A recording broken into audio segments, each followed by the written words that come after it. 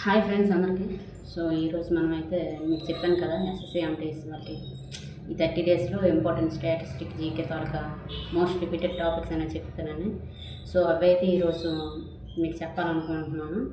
అవి ఏంటంటే ఆ టాపిక్ని ప్రతి టాపిక్ని మీరు ఏంటంటే ఖచ్చితంగా కంప్లీట్ అయితే చేయండి.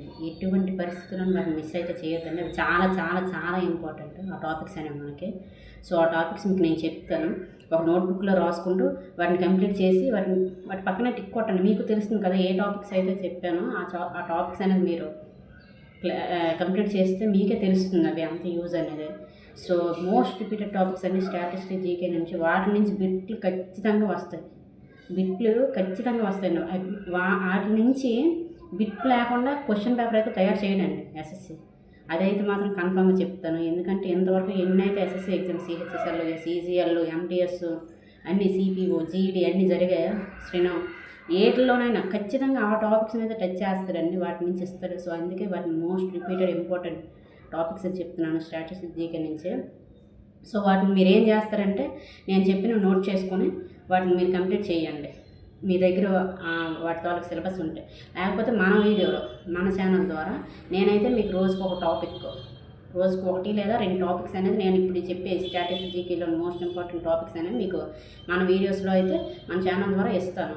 సో ఇంట్రెస్ట్ ఉన్న వాళ్ళు, చదవాలనుకున్న వాళ్ళు, కొంచెం సీరియస్గా ప్రిపేర్ అయ్యే వాళ్ళు ఖచ్చితంగా వీటిని అయితే కంప్లీట్ చేయండి. వీటిని నెగ్లెక్ట్ చేయొద్దండి.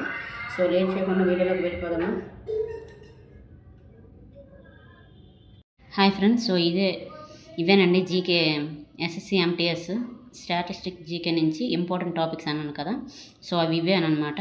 సో ఫస్ట్ ఏంటంటే లేట్ చేయకుండా వాటి గురించి తెలుసుకుందాం. ఇవి మాత్రం ఫస్ట్ మళ్ళీ చెప్తున్నాను. ఖచ్చితంగా అయితే ఇవైతే కంప్లీట్ చేసుకొని అయితే వెళ్ళండి.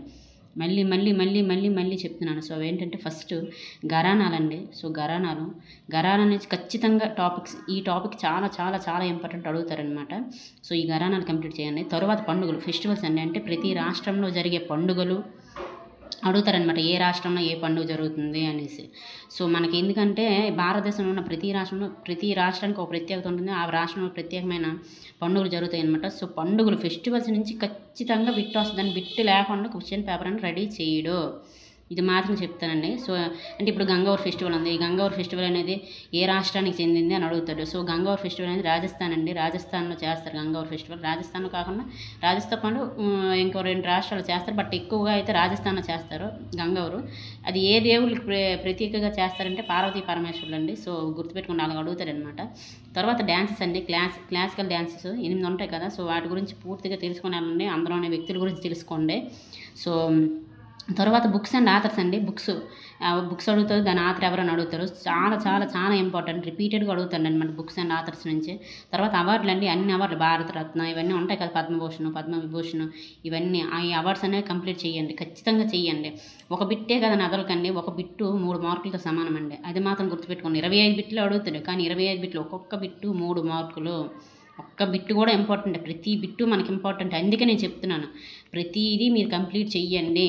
ఎందుకంటే మన చేతుల్లో ఉన్నది మనం పట్టుకోవాలి. మన చేతుల్లో లేని మనం ఎలాగో చేయలేము. సో అందుకే చెప్తున్నాను, ఇవి ఇంపార్టెంట్ కాబట్టి, వీటి నుంచి వస్తున్నాయి కాబట్టి మనం దీన్ని కూడా వదిలించుకొని వెళ్ళామనుకోండి, వీటిలో ఇవి చదవకుండా వెళ్తే వీటిలో నుంచి అనుకో అయ్యో చదివేమో కాదు అనే ఫీలింగ్ రేపు మీకు రాకూడదు. అందుకే నేను చెప్తున్నాను.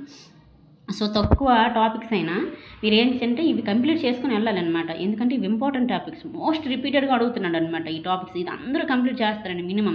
సో తెలియని వాళ్ళకి చెప్తున్నాను అనమాట. తెలియని వాళ్ళు మాత్రంగా ఫస్ట్ బిగినర్స్ అయిన వాళ్ళకి వీటి మీద పెద్ద అవగాహన ఉండదు. సో అందుకే వీటిని మీరు కంప్లీట్ చేసుకుని వెళ్ళాలి. తర్వాత స్పోర్ట్స్ అండి. స్పోర్ట్స్ నుంచి బిట్ లేకుండా బిట్ పేపర్ ఉండదు.